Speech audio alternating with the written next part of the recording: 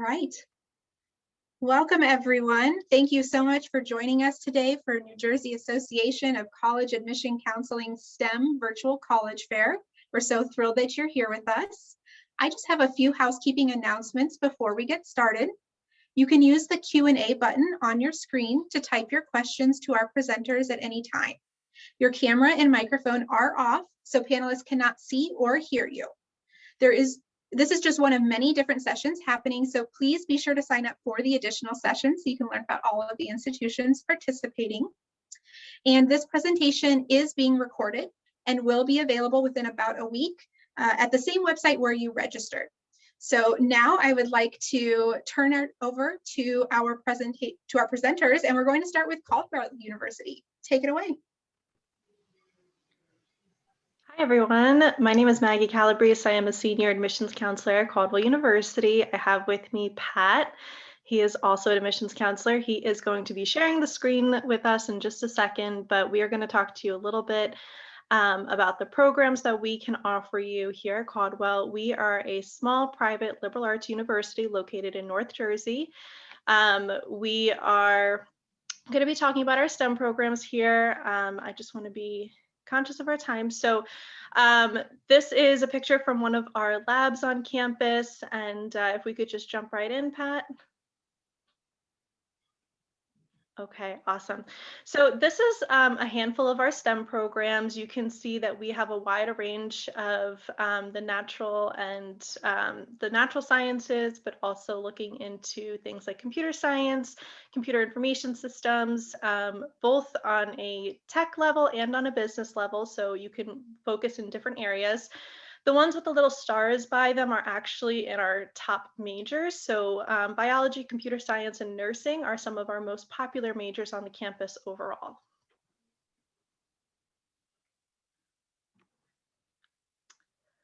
Okay, so one thing that's really cool about Caldwell University is that we have been awarded a grant for students looking to participate in the STEM field. So there's a couple of requirements here: intent to major in biology, chemistry, or mathematics, have a high school GPA of at least a 3.0, have a high school STEM biology, chemistry, physics, and math GPA of at least a 3.0, and demonstrate financial need by completing the FAFSA.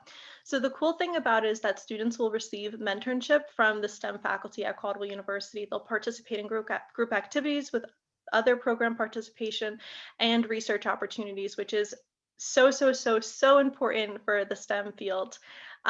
We have been growing our STEM programs tremendously, which is why we were awarded this grant. So we're really excited about it, and we definitely want to see if any of you would like to participate. Just visit our website and you can see the application form there. So like I said, our students participate in a lot of levels of research. Some of the really important ones and big ones that we have seen are at Johns Hopkins. This is one of the big internship programs that we work with. We also do the Gates Summer Internship Program at the University of Colorado. We work with the Anderson Cancer Center, Johns Hopkins, like I mentioned. We have students working in biochemistry at the University of Arkansas, the SMART program at Baylor College Center for Drug Discovery. We have Shiroshi, who actually did this presentation at Cold Spring Harbor Lab on Long Island. So tons and tons of research and internship opportunities for you. It is really imperative for you guys to participate in research and internships so you guys can secure a job after graduation.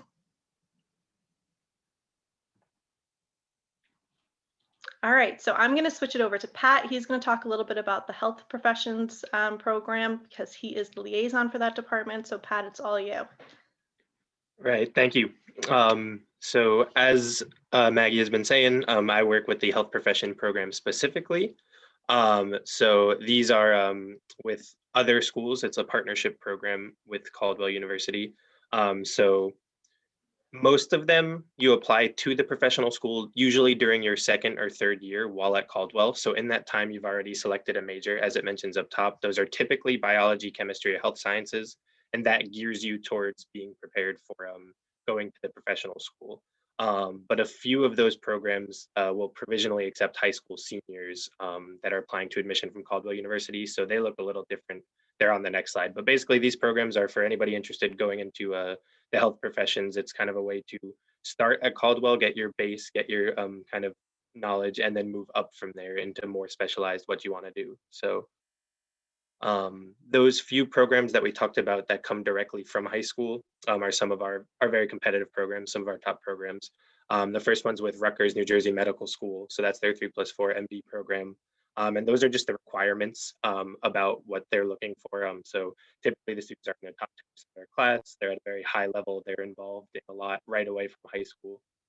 And then our St. George's University, that's a 3+4 MD and also a veterinary program as well, DVM. Which has similar GPA and SAT requirements, especially with right now with everything going on. They do consider some test optional applications, whereas Rutgers and JMS will not. And then the Lake Erie College of Osteopathic Medicine, or LECOM as we call it, is actually one of our new programs. So we're still kind of working through that one. Typically the students apply directly to LECOM. And this is one that they can either go straight from high school or after their acceptance into Caldwell. So next slide's just a list of all of the programs. I'm obviously not going to read all of them because that would be a lot. But just if you guys, I'll let that linger. You guys want to take a look at that, especially if it's something that you are interested in, kind of the different programs that are out there for us, different ways that you can connect with professional schools, with medical affiliated schools, all throughout kind of different parts, typically East Coast, but different parts of the country sometimes. And so you, like we said, start with Caldwell and move from there. Awesome, thank you so much. And if you guys have any questions, feel free to use the Q&A function. And thank you so much for participating and listening to what we have to say about Caldwell. Thanks so much, guys. Wonderful. Thank you so much, Caldwell. It was wonderful to learn more about your programs. We are now going to move on to Slippery Rock University. So go ahead and share your screen whenever you're ready. Good evening, everyone. Thank you so much for joining us. My name is Samantha Reve, and I am one of the assistant directors at Slippery Rock University of Pennsylvania. I am going to share my screen to be able to share a PowerPoint with you and just a little bit of general overview and information. We are located in Slippery Rock, Pennsylvania on the western side. We're about 50 miles north of Pittsburgh. We are one of 14 PASHE schools. PASHE stands for Pennsylvania State System of Higher Education. We are considered a mid-sized university with a total enrollment of over 8,800 students with an undergraduate population of about 7,500. We have an average class size of about 25 students, give or take, and a wonderful campus community. The town itself is kind of small with only about 3,000 people, but the community feel and the home away from home is what makes this place absolutely wonderful. I am a graduate, so I did my time at Slippery Rock, and the people you meet and everybody that supports the university is just absolutely wonderful. We offer lots of different academic programs. We have over 150 undergraduate programs, anything from STEM to education to music and art and the theater, with also over 40 graduate programs. So if you're interested in continuing your education in athletic training or physical therapy or occupational therapy, we have all those programs here as well. That allows you to do your undergraduate program and kind of direct you right into that graduate program in itself. We have 4 academic colleges. All academic colleges are our College of Education, College of Business, College of Health, Engineering, and Science, as well as our College of Liberal Arts. And if you found an interest in multiple different areas, you're always able to major and minor and or double major. All of our classes at Slippery Rock are always taught by a faculty member. You're always going to be taught by that professor who has that experience. 92% of our faculty have PhDs or terminal degrees. So if you're looking to do some sort of research with your professors, they're there to assist. They're there to help guide you and work with you on that research that you are doing. Those are also great ways of getting involved, whether it's research or whether it's ways of getting involved on top of that and outside of the classroom. We have over 160 different student organizations, anything that falls from academic clubs and orgs to spirit organizations to athletics. We are an NCAA Division II university, so we do have lots of different varsity sports as well. and different ways of studying abroad, as well as leadership opportunities, community service, Greek life, and a wonderful honors college. With Slippery Rock, we do require all of our students to live on campus within the first year, and our students have the option between 2 different housing styles. The first housing style is what we consider our suite style. So the best way for me to describe a suite style is kind of thinking of like that hotel room when you walk in, it's got your own ensuite. You have your own bathroom in this suite style room. In your traditional hall, this is more of that sharing and caring. The bathroom is down the hallway. And that is one of the biggest differences between these 2 styles is that bathroom location and setup. The other biggest difference is going to be cost. Your residential suite is typically about $3,000 more per year than your traditional cost. And then we also have the opportunity to live in a living learning community. A living learning community is living in the same building or on the same floor as others within your academic major. So if you are studying something along the biology line and you want to have others in your major, living in our living learning community for our health engineering and science program would allow you that opportunity to create those connections, form study groups with others in your building, in your wing or on your floor. This is just a cost breakdown of Slippery Rock. As out-of-state students, please make sure you are looking out of our out-of-state tuition column. So we do have 2 separate columns in this area. We have one that's considered with a 3.0 and one considered without a 3.0. The with a 3.0 GPA, we offer a tuition discount for those out-of-state students. Please keep in mind you do have to graduate with a 3.0 or higher to receive this tuition discount. It's not determined at the time of application. Your tuition and fees is a flat rate across the board, no matter whether you're taking 12 or 18 credits, and an average student does take typically about 15. And then as you can see, that room and board does break down depending on which traditional style or suite style you are in, as well as that base cost. If you haven't applied to Slippery Rock, these are ways to do so. Submitting an online application at sru.edu with a $30 application fee, as well as your official high school transcript. Your high school transcript must come from your guidance counselor, so making sure that they send that to us. We are test optional from this point forward, so we do not need any SATs or ACT test scores. If you do take those, we are more than welcome to accept them. And then lastly, this is just a financial aid and scholarship kind of chart. We do offer financial aid and scholarships. We do have deadlines. So if you've applying for merit and achievement awards, those are, you just have to apply prior to December 1st, as well as making sure you submit your FAFSA. We always encourage you to submit that FAFSA. Okay. And this is just our contact information. If anyone has any questions, please don't hesitate to use that Q&A as well. So thank you so much.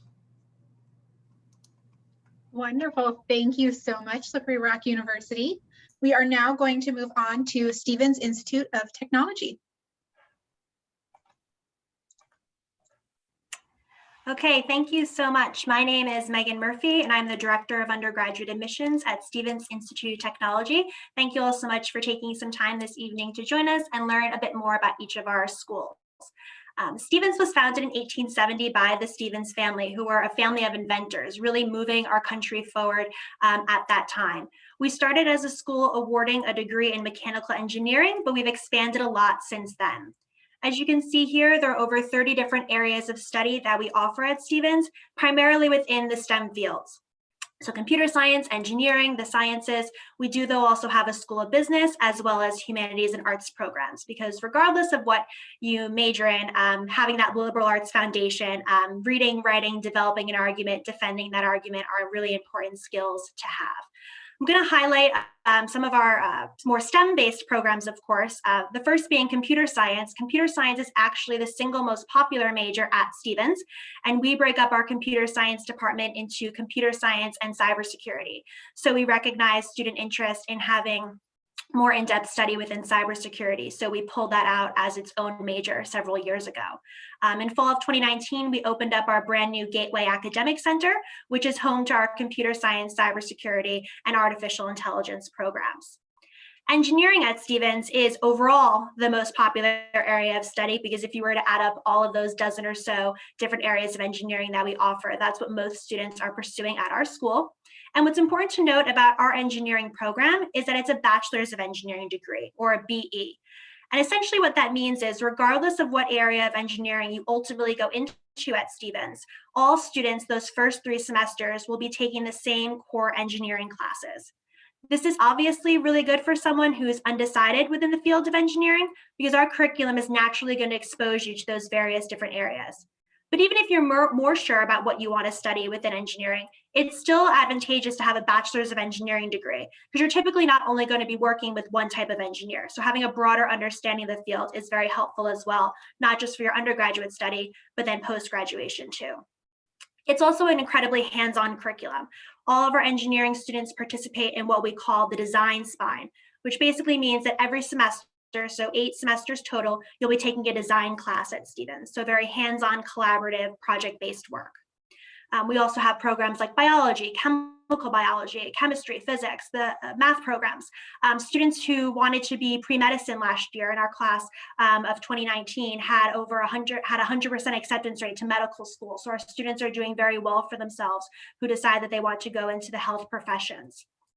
As I mentioned, those humanities and arts programs, that will be a part of everyone's undergraduate degree, whether you major in them or not.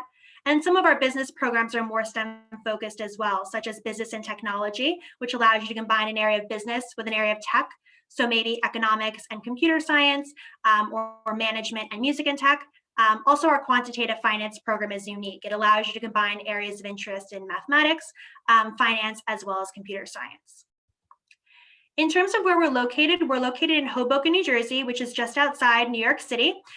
We have a 55-acre campus, residential, so students do have the option to live on campus their freshman year. We are currently building a new housing center, which will allow our sophomores to live on campus as well.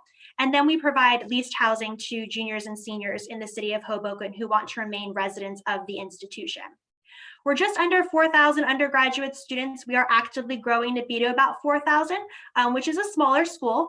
Our student to faculty ratio is 11:1 with an average class size of about 25 students. We have over 100 clubs and organizations on campus, Division III athletics, Greek life, if you want to participate in that, lots of community service opportunities. And then of course, being in a city like Hoboken, shops, restaurants, the ability to really explore that area. Being just a mile by a mile, it's really good for someone who wants a city experience as an undergraduate, but perhaps not an overwhelming city experience. And then they do have incredible access to New York City when they're ready to spend some more time in that bigger space. One of the reasons that students are really drawn to Stevens are their professional opportunities that we offer. All students, regardless of their major, can pursue internships, which are those traditional summer experiences.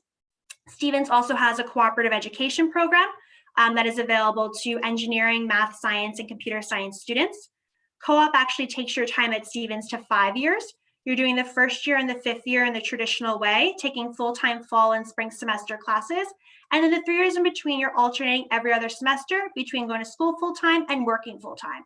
So for 3 to 4 months, you're able to work at a company, really gain that real-world experience. We also have about 20% of our students participating in research, whether that's with faculty members, or we do also have an undergraduate research fund that students can apply for. And about 10% of our students also study abroad. Having these experiences inside the classroom combined with the experiences outside the classroom in the professional capacity really allow our students to hit the ground running after graduation. 95% of our students in the class of 2020 were either employed or enrolled in graduate school full-time 6 months after graduation with an average starting salary of about $77,000 a year. In terms of applying, we use the common application, so you can add us to that list, the list of schools you might be applying to that use that application. We, of course, require your high school transcript. We're going to look very closely at that coursework. We do list on our website specific classes that we want to see for each major, so definitely check that out depending upon your area of interest. We require 1 counselor recommendation and 1 teacher. We've gone test optional for fall 2021, but do be on the lookout for updated testing policies for the upcoming academic years. Apply for financial aid, don't forget that. And we also have a summer pre-college program for current high school students to participate in. Thank you. Wonderful. Thank you so much, Stevens Institute of Technology. We are going to move on now to the University of Wisconsin-Madison. I do want to remind everyone that the Q&A function is available and you are welcome to submit your questions to any institution at any time. So feel free to use that option. And now I'll turn it over to University of Wisconsin-Madison. Wonderful. Thank you so much. I will go ahead and jump on in. Do want to just drop briefly just a couple of resources to reference within our chat here. This is by no means an extensive list of some of the things that I am going to mention today, but do want to make sure that everyone has access to it. So with that, my name is Mark Swenson. I am the Alumni Relations and National Recruitment Manager here at the University of Wisconsin-Madison. I'm very happy to be here and sharing more about our university. So broadly, UW-Madison, a large public research institution. So you will note that, again, we have over 30,000 undergraduate students. So with that size, it is a big place. We're not shying away from that, but do want to acknowledge that, again, it is a place in which there's so much opportunity for you to create what in the end is a very unique experience to yourself. Obviously, we have wonderful representation with students coming to us from all across the country and all around the world. And despite the size, we are also able to still boast a 20-to-1 student to faculty ratio.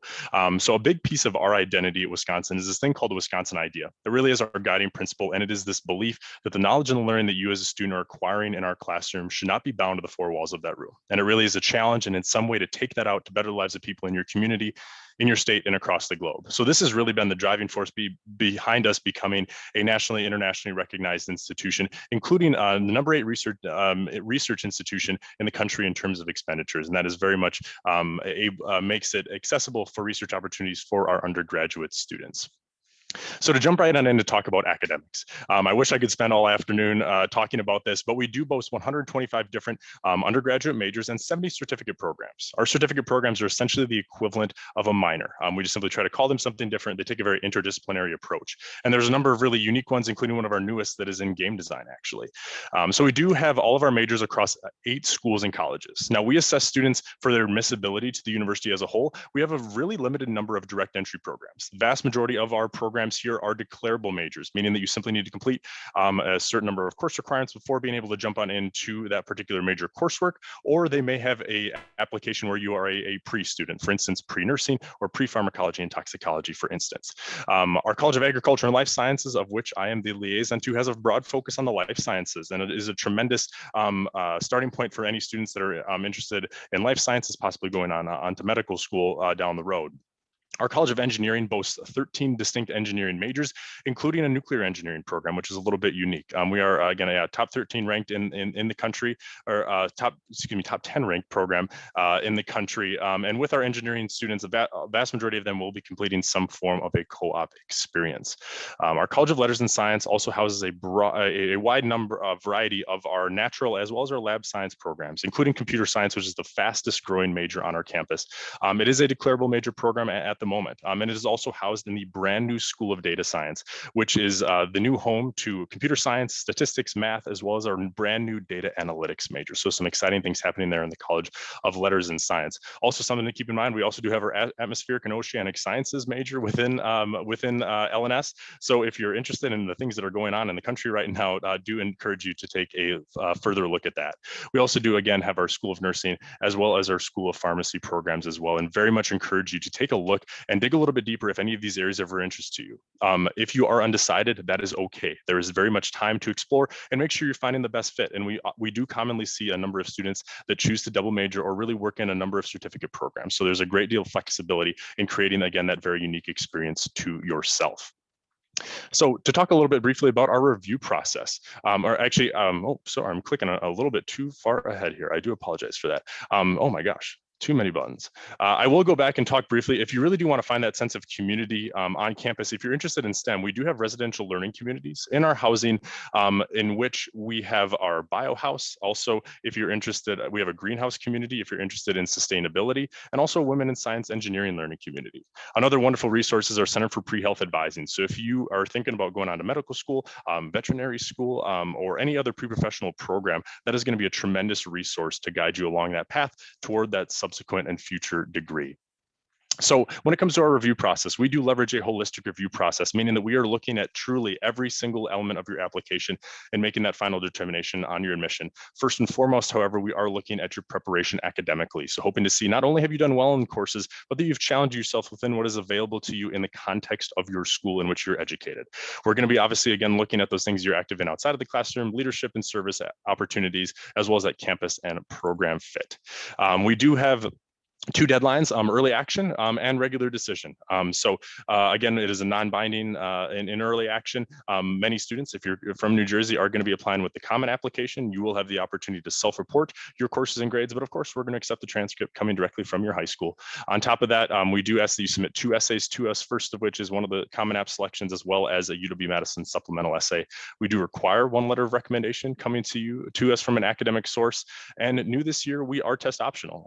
So we will be test optional all the way through spring of 2023. You will be able to make an acknowledgement upon time of application whether you are choosing to submit a test score to us. But I do want to make sure that and acknowledge that you will not be detrimentally affected if you choose not to submit a test score to us at all. But if you do choose to, we will definitely review that as a component of your grader application. And do keep that in mind. Again, our dates and deadlines here, and when we hope to share information to our applicants. And then moving on, I do want to, again, acknowledge oh my gosh, I'm sorry, I'm a little too quick on the trigger here. Do want to acknowledge you can find a number of other resources with the information that I shared previously. There are a number of fantastic resources, including places in which you can find more information sessions, as well as my personal contact information. Thank you all so much for your time and hope you have a wonderful rest of your evening. Great, thank you again, University of Wisconsin-Madison. We appreciate you sharing that with us. We are now going to move on to the University of Delaware.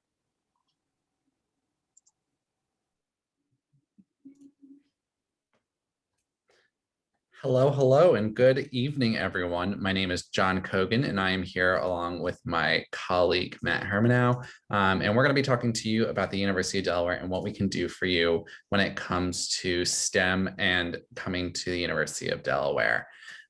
So I am going to actually turn it over to Matt right now, and he's going to tell you about the importance of UD. Of course. Hi, everyone. My name is Matt Hermanow. I'm one of the admissions counselors. So when we're talking about the University of Delaware, it's really important to talk about University of Delaware and the power of place. Power of place means a couple different things in regards to the University of Delaware. First and foremost, it just means where we're located in the country. We are a mid-sized 4-year public state university located in the Mid-Atlantic region.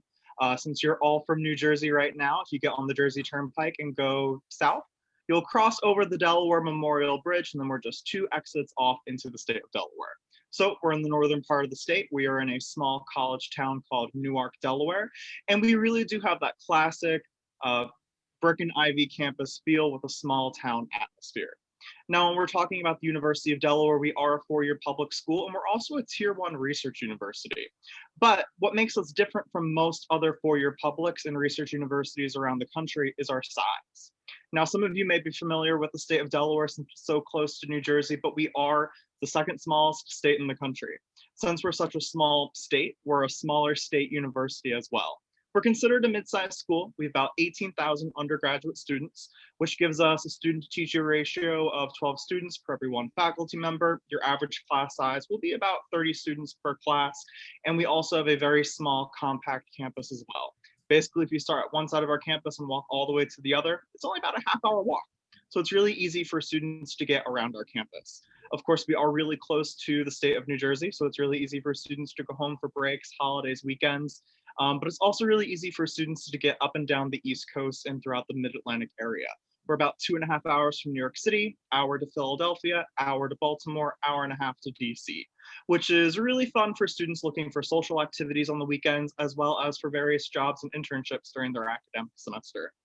And then speaking of academics as well, when John goes on to the next slide, we'll talk a little bit more about how you can find all the different resources on our website. Yeah, thanks, Matt. So we have a fantastic website called our Major Finder, which allows for you to go in and look up all different types of curriculums that are offered at the university. We have over 150 different majors that are available to students to apply to. Every single major at our university is direct entry, including our nursing program. So if you apply to the program and you're admitted into those programs. We have a lot of different STEM programs, and with 7 different academic colleges at the University of Delaware, it can get overwhelming. So the Major Finder is a fantastic resource to look up these different curriculums.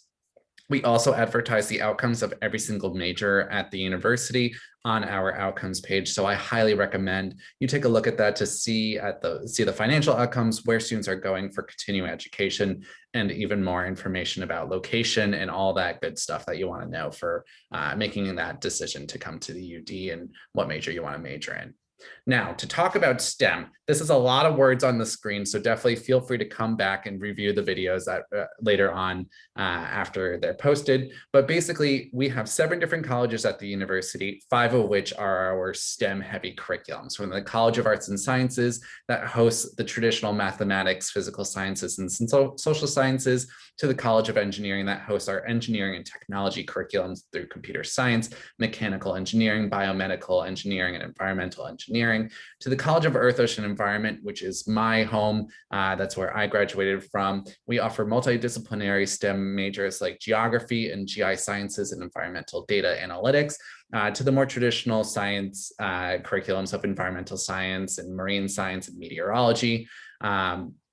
Our College of Health Sciences offers curriculums in the physical and social sciences that focus mainly around health. So the nursing majors, occupational therapy is a curriculum that students can go into. They'll take health sciences at UD and then transition over to Thomas Jefferson University for a PhD, for a doctorate in occupational therapy. You can take social science courses like health behavioral sciences. And we do have the #1 graduate program for physical therapy in the country. So that is definitely something that we get a lot of students who are interested at the undergraduate level that then transition onto our graduate level for that program. And then of course, we have the College of Agriculture and Natural Resources, which is a fantastic program that is able to offer lots of opportunities for students when it comes to working with animals and the living environment.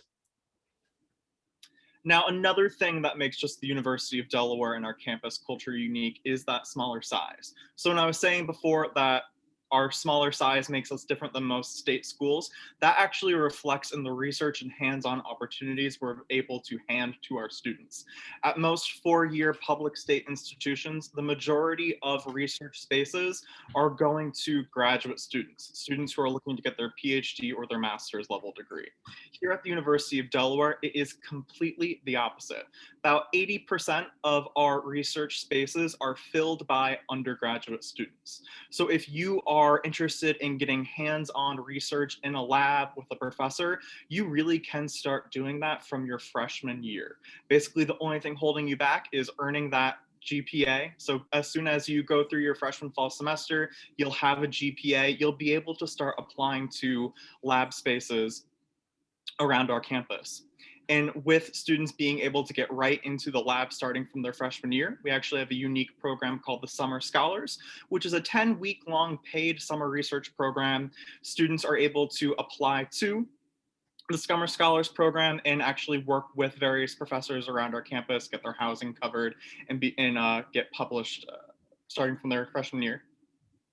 So we're running a little bit over time. Sorry about that. So definitely feel free to learn more about the University of Delaware by heading to udel.edu/apply today. And we put our contact information in the chat if you want to learn more and email us.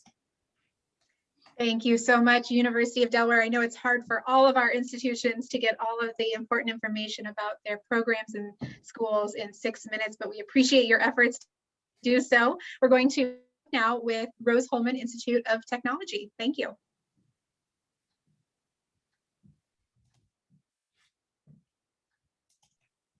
Hi, everybody. My name is Bobby Andrews. I am the Senior Director for Enrollment Initiatives at Rose-Hulman Institute of Technology. We are a small school, STEM focused entirely. So all of our majors are STEM in focus. You can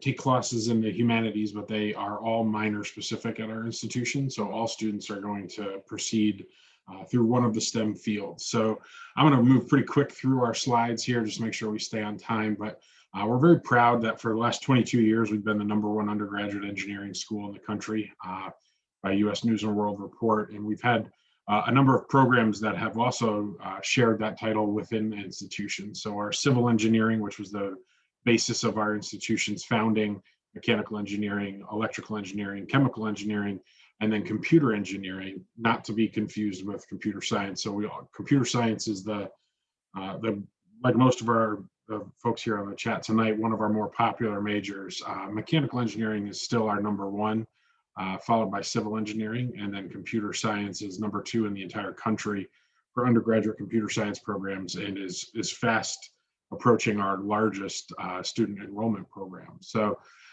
we've got a lot of focus on the undergraduate side here. We only have about 100 graduate students on our campus. So similar to many of our colleagues that are here tonight, we are focused on getting you in and experienced in your major right away. So we're on a quarter system. So in the fall of your first year on campus, you're going to be able to take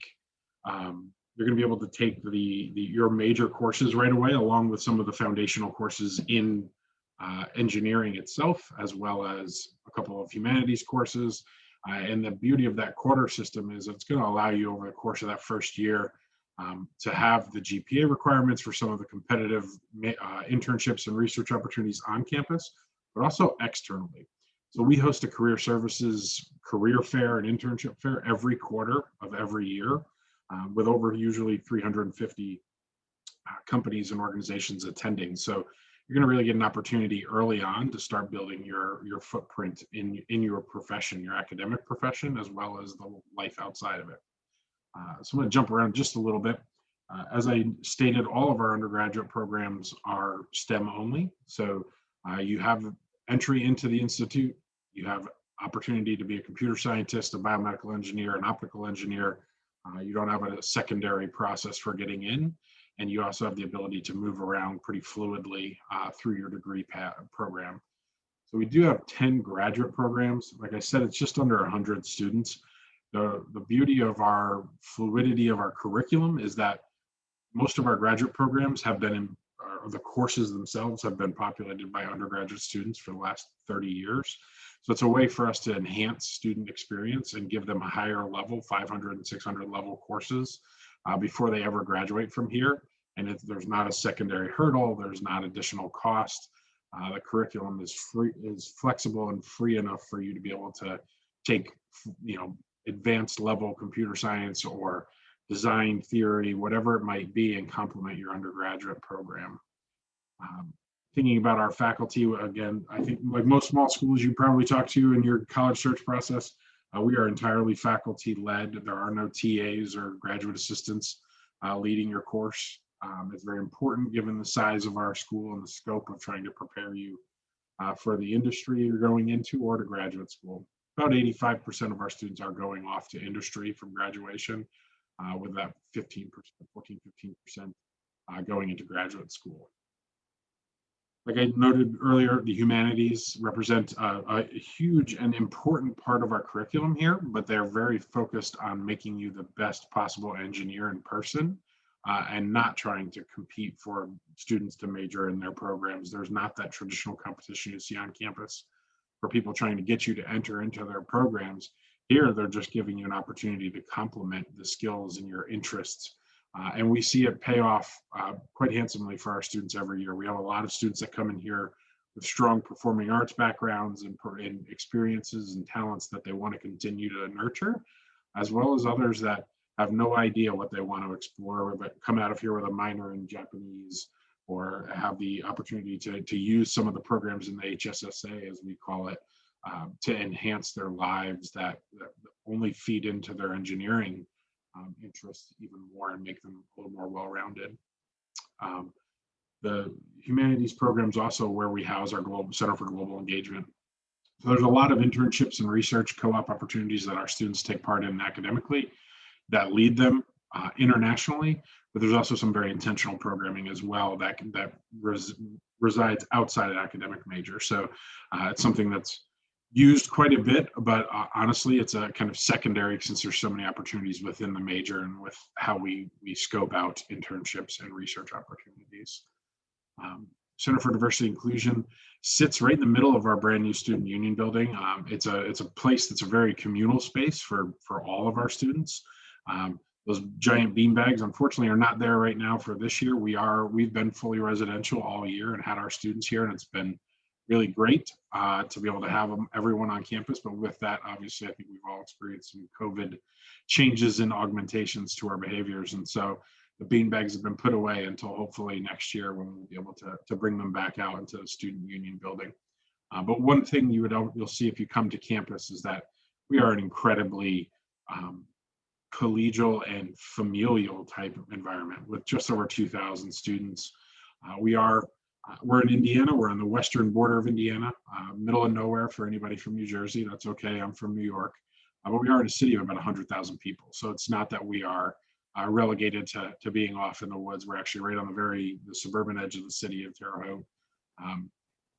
It's no one's metropolis. It's certainly not Hoboken, but it does just well for us. I'm going to breeze through real quick for you just to give some context.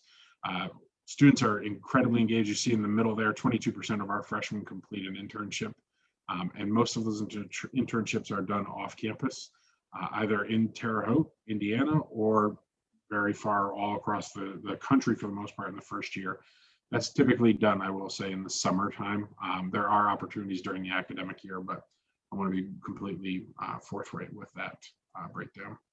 Talked about the fairs, just some of the statistics here, and then that's about it. All right, so sorry to have to cut you off. I appreciate the wonderful information that you were sharing with us. Before we wrap up though, I want to make sure to ask a really important question for everyone attending here today. And that is, what advice would you give someone who is going through the college search process? So I'm going to ask all of our presenters to go ahead and turn on their video. I'm going to stop sharing my screen. And we're going to just ask them to answer this important question in the order that they presented today. So we will go ahead and get started. I believe that's us, Caldwell University. Pat Caldwell, is, yes. yeah. Okay, so my piece of advice for you guys would be talk to some of the current students on campus because they have the best level of experience. So us as admissions counselors and admissions professionals, we can tell you every day about how great our university is each individually, but the best representation would be our students on campus. So definitely get connected with them and see what they have to say about the campus. Pat, you want to add anything real quick? Yeah, just to piggyback, I mean, that's great. And just, you know, at the end of the day, it's your big decision. So do what's right for you. You know, if you hear all these information coming from different places, but really at the end of the day, it can be a tough one, but it's your decision. And, you know, you got to pick the best for you and the best course of action. So.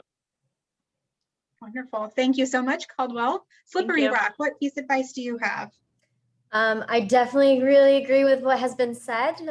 It is always your decision. It's okay to take the advice of others, but making sure you make the best decision that's best for you, whether it's staying close to home or going far away. I grew up in Ohio and I only looked at one out-of-state school, which was Slippery Rock. And in the end, it was best for me to go out of state. So don't hesitate to look at everything. Great, thank you so much. Stevens Institute of Technology. So my piece of advice would be to try not to compare yourself to other people. It's really easy to kind of see what your peers are doing, or as you're having those conversations with them, and really be like, am I stronger in that area or not stronger in that area, and constantly just kind of comparing yourself to others. But really, it should be thinking about yourself, thinking about what your passions are, what your interests are, and just trying the best that you can. There's not much that you could control in this process, but you could control your day-to-day and the effort and the time that you put into your studies and what's going on outside the classroom and your college search. So really focus on yourself and try to kind of put some blinders up when it comes to what other people are doing and stay on your own path. Wonderful, thank you. University of Wisconsin-Madison.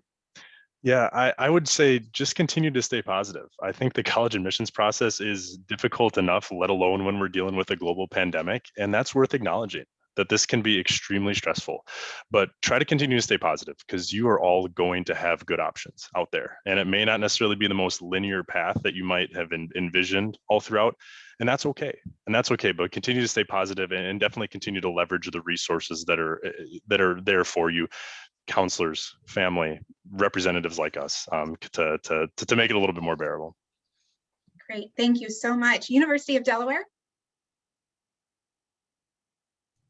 So our tip was to really create your own email specifically for college, the college admissions process, and make sure to check the spam inbox often, because even though we are sending you information that you have often requested, it is sometimes considered to be marketing emails. And so some email companies will filter those as spam and put them in the wrong inbox. So definitely check your spam inbox and create an email that is appropriately titled, generally a first name, last name, and then the year you're going to graduate high school is always a great way to start.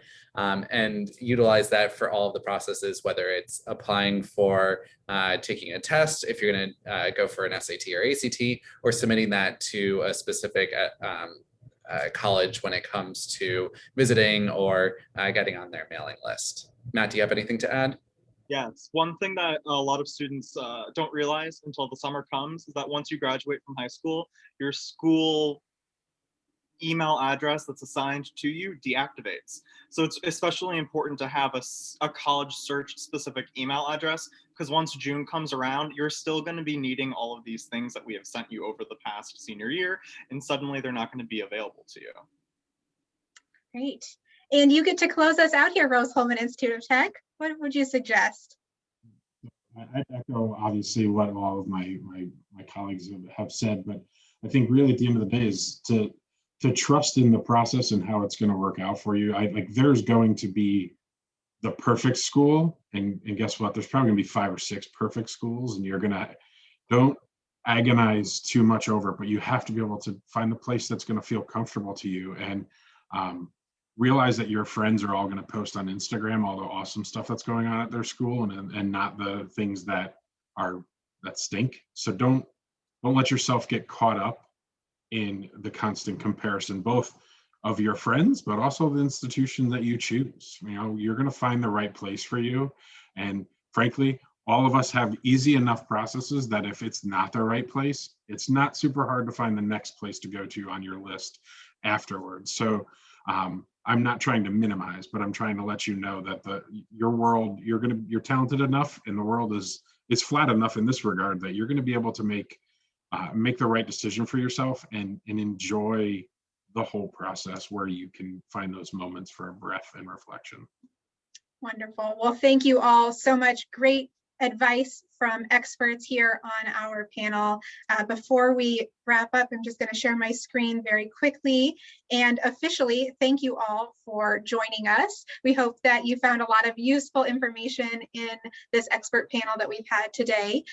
When you close this window, there will be a link to a very quick 4-question survey, and we'd appreciate any feedback that you can provide about today's session. Please do keep in mind also that this is just one of many sessions being hosted. So make sure that you sign up for additional sessions if they look interesting to you. And then also in about a week, you'll be able to find this session's recording as well as all of the other sessions recording so that you're able to join us. Thank you all so much, and have a wonderful afternoon, evening, wherever it may be where you are located. Thank you.